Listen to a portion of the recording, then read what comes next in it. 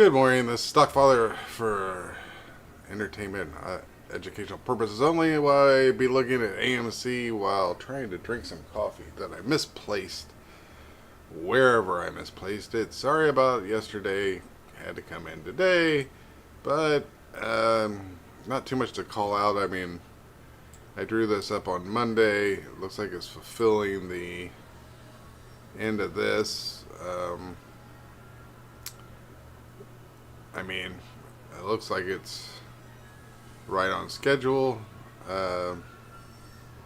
It has dropped below the automatic reaction part, so the next part should be the strength test, and then a phase B will start, where this is just kind of jargon because it doesn't have to have a spring, though I've been saying there's going to be some type of dip down there since December of last year. So not that I'm a prophet, but it just was the point and figure at the time, and maybe it's changed since then. So this is, though, the beginning of a bullish setup. So overall this may look bad. This is finally a bullish type of setup, or at least an indecisive one. We'll say that much. It's not an automatic drop. One of the things that we're going to look for, though, is once it establishes the strength test in phase B, wherever it's at, it's usually the same amount of space. So the space is about that far, so about 265. Once it establishes that, when it comes back up into the range, we're going to want to see it mostly spend its time at the top of the range rather than the bottom part of the range. Because if it's spending most of the time at the bottom part of the range and then coming up, that means it's selling off. I hope that makes sense. Let's see if we have any morning listeners. No, or at least my thing doesn't say so.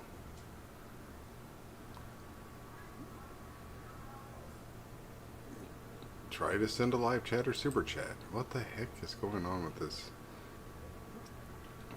I don't understand what YouTube's doing. Hopefully you can hear me fine, though. I did mess with my mic a little bit since the last time we talked. So I guess it wouldn't be talked if I talk and you type. Does that count? I don't know. But anyway, I'm not, this is not a surprising account. It should kind of have a really downward day.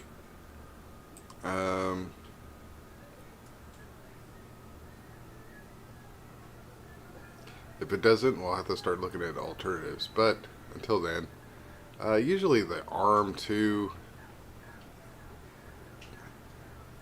can be, it can kind of bounce a little higher. I don't know why I had it way down here. It could be that it start the arm up I guess I call them shoulders. They used to call them like mountains. Like this was a cliff edge going up to the peak of the mountain, and then it's coming back down, so it has to go on another ledge and come down. I don't know. Whatever metaphor you want to use. They look like mountains to me, but whatever. Like this one doesn't quite, unless it's like Pikes Peak or something. Oh, good morning. Stack Dad. Yeah, good morning. Black Boy and 732014. Good morning. Sorry, that was a tongue twister. But I mean, when I drew this out Monday, I was like, this was like, when I was drawing the yellow, I'm like, yeah, I can see it playing out like this. This looks normal to me. And then here we are, Thursday morning, with seemingly the drawing happening. And of course we have everything marked out. I suggest getting a Wyckoff schematic off the internet, and then you can kind of learn what these things mean. In the past I've done many lessons on it, where you have the preliminary supply, the buying climax, the selling climax, the automatic reaction, the straight test, and then Then the exact next thing is when you're entering into phase B, which it starts with a strength test in phase B. And sorry about the kid in the background. Couldn't be stock dad if I didn't have that. So like this would be all phase A over here. So it has 5 phases. It goes through 5 phases. The one thing you really want to see when it comes down here is not very high volume until it starts to come back up. And the reason for that is, or even when it comes back up, is because when the strength test is saying how many people are selling when they think it's going down, right? So that's what the strength test, it's kind of like the institution's way of knowing, are people going to hold if I take this off, or are they going to sell off? And if it doesn't have very much selling volume at the bottom, then that's a good thing. If there's more buying down here than there is selling too, that's another thing. The volume can't go up from them buying, but somebody has to be selling for them to buy, usually. I know some people would say, well, AMC likes this. So the B phase is usually about this long, so that would put us, I mean, it could vary. So let's say it can go through the whole summer to October. It could bounce around in this range that long. But the C phase would be whether they either do a spring or a UTAD, where they go up really high before they're going to just sell it off. It can have many elements in it, but we're heading into the B phase. So, wonder if I can yellow it. I'm sure there's a yellow on here, gold or whatever it is. So this is A. Look how much like text space they give you for one letter. I don't know if I like that or not. Okay, it's close enough. Then we get the B phase. Now, of course, this could just sell off and go straight down, or it could catch here and start going up. Either way, that would just mean it's not part of a normal Wyckoff range type of thing. Or another institution can come in and say, hey, I like where this price is now. I'm going to buy it and take it up. So it can totally change hands. Oh, it looks like going into earnings is right where I have that arrow. That's interesting. So it could get, yeah, that could be like a catalyst of buying or selling. Very interesting. Didn't even notice that before. Okay, let's see if we got any questions. About how far GME will drop this morning. Let's check out GME. I haven't seen that one in a bit. And what else do we have? Yes, it's correct. Yeah. Not that I want to be correct, you know what I mean? That's I'll be happy when I get to say it's going the other way. Ooh.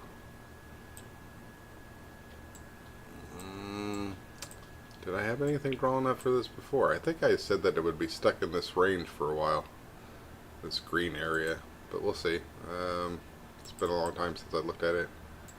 Yeah, I colored this range because I said it was stuck in that range. But it was ultimately I see, this is where it differs from AMC. This was an upthrust. So that meant it was ultimately going to go down. Man, I got that bounce off just right. Let's see. Okay, so it stayed down here. Like I said, we don't want to see it on AMC. Spent very little time at the top. Came back down, ticked up some. One of them got some. Might be getting some more to kind of come up. So I don't know if it'll necessarily sell off here. Try to see how the institution had. Oh wow, it just looks like a miniature version of this.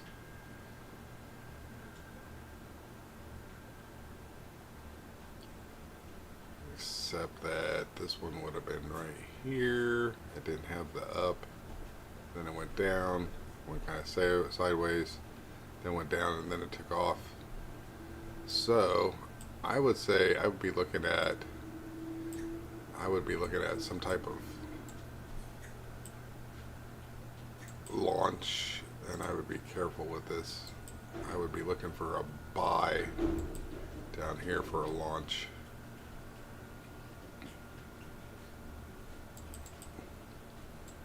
Going into earnings too. And those can earnings can cause things to do odd things, right? Or they can use it as a catalyst. I don't, you mean, you can't do technical analysis and think that the market isn't going to fulfill what it's going to do, even when it's bad. Like, they could have a bad day, like where it, the catalyst changes, but then the next day it flips around, and then it just rebounds back to where it was and continues what it was doing.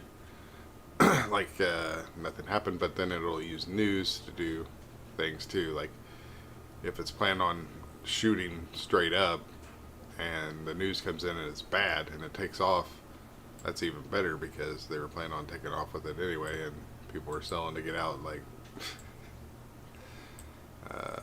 yeah. So this volume right here, is that at the bottom? Yes, it is. So I think there's a lot of buying there. I would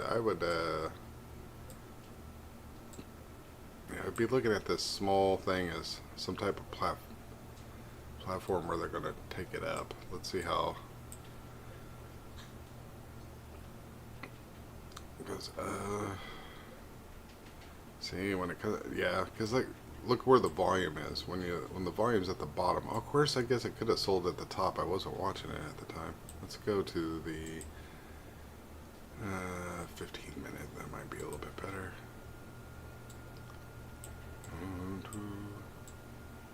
God, that's a lot of volume at the bottom. That's a lot of volume. That's a lot of volume. Top, top, top, top, top. But it's a very small range. But it is a lot of volume.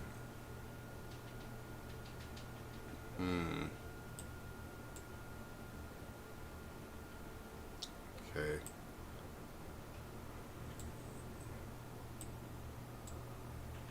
So the market is thinking there's a lot of buying.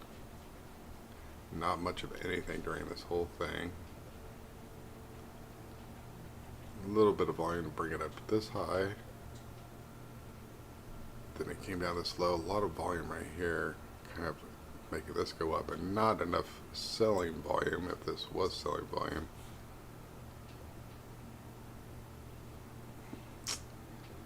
Yeah, so I would, the two key indicating lines would definitely be this one here, this red one, but also if it goes above, if it breaks above these, of course, that would be the other indicator that it was definitely going up. So how would I do it?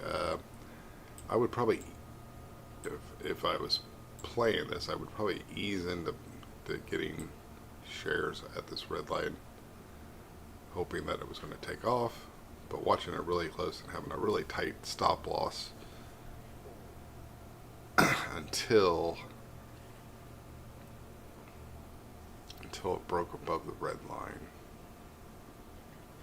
And then I could loosen up I would probably, as it went up, probably would increase my holdings until it breaks the red line, or be looking to sell at the red line. So it's probably going to be the key resistance right there. And I don't know. This one's not looking terribly bad. I mean, it could, take the next week or so to come down and test this red line. So Yeah, not too bad. So we got any other questions? Stock. Thanks, Alex. Stock. Stock. Okay. Gotta go back to AMC now. AMC, easy as GME. That's probably the worst thing.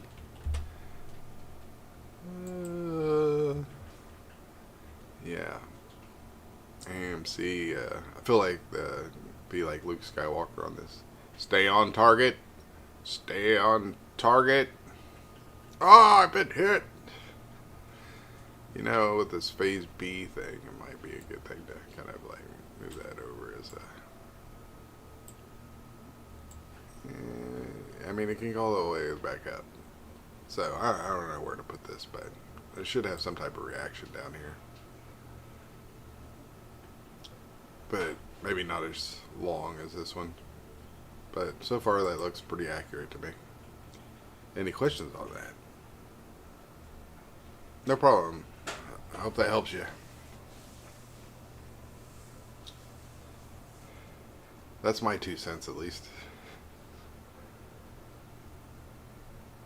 You know, what do they say? Buy when people are scared, sell when people are happy.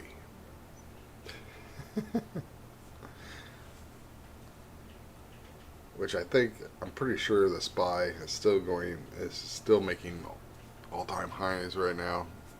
We can go over to that too.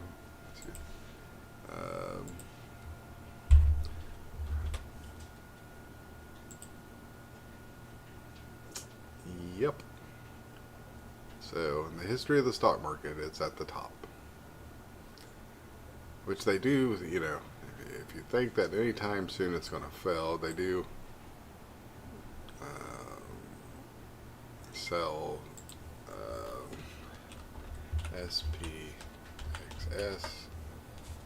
and it's something you can actually hold, and it's at all-time lows. But it's not that bad. I think when I was suggesting that people get it just in case, it was like at $5. And the reason I was saying just in case, because at the time with all the tariff news, it looked like the bottom could drop out, which is still a possibility. It's not over yet, right? But, I mean, it's all-time low on the price. But if you look at how far it went up, like during the last time the recession thing happened, and if you think there's going to be one, it got up to 118,000 per share. So let's keep that in mind. So yes, there's something you could buy today for $4, or when I suggested it at $5.50 or maybe $6. I don't think it was at $6. It might have been at $6. I don't know. It was after this though, because it pushed up to 10 on this. It was after that, so it might have been $6 when I was suggesting, or $5.50, somewhere around there. It's not that big a difference, right? You can still be holding this, not sweating it too much. $1 difference, knowing that all it does is take one calamity to make your 5 shares go to millionaire.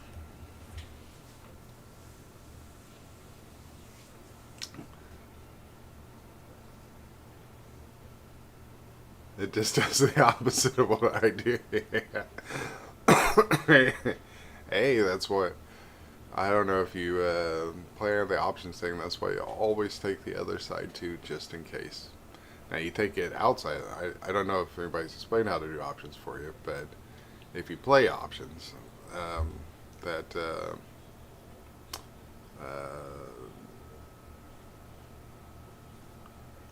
you're always like buying in the money options, but equally amount out of the money the opposite way. I buy call, it go down. I buy put, it goes up. Okay, so there we go. Let's see if I can help you with that then. Maybe I can save you a little bit of. So, so for example, I think this is going down. So AMC. Let's go to the daily. Even looks worse on the. Okay. So, like, let's say the strength test face B is going to be below $3. So today, so like if I got, let's say I got 10 puts, I would get them at 3.5 if they have those available for puts, right? 3.5 with AMC a month out. Yeah, so if I went a month out, had my puts at 3.5, then I would also buy the same amount of calls, but I would buy them for 4. Maybe 450. Because if this thing turned, it would more likely go up to 450. I think that's where the top of the range is anyway. Yeah. So, or it's like 4. It's at 4, so it would break above that more than likely if it just turned, which would be abnormal. But 450 would cost a lot less, I think, in calls. Should. Than in the money 3.5. And I would just let the calls die as long as my put made it. And if they, if my put made it to where I think it's going to go, like if it breaks down below, heck, 7 or 279, or just at 279 ish, somewhere around there, I'd probably get out because AMC used to not break the selling climax. It could now with whoever's controlling it. So I would sell my puts. Depending on how much my calls had lost, I might get out of those, but I wouldn't. I would also be thinking, depending on how much time's left, that it's probably going to bounce back up into the 3s. So I might stand to make a little bit more money if I wait, depending on how much time's left after making it down here. But either way, I would assume they were going to die, and that I would make enough profit that I wouldn't care that they died. Or sell them, sell them for whatever price they are down here. Might be cents on the, I don't know what AMC's options go for right now. So, but that's why you always hedge what you're doing. Not always. Like, but if it's going to be a long-term call or put, definitely hedge. Like if I was just playing today, I don't think it can make it down to 3 today, so it would be a hard one to play today.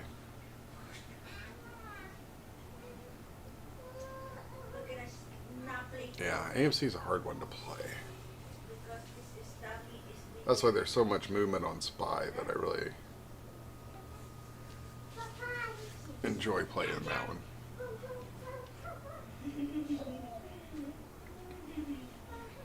But if we don't have any other questions, I can let you guys go with your day. No use of watching AMC just drop.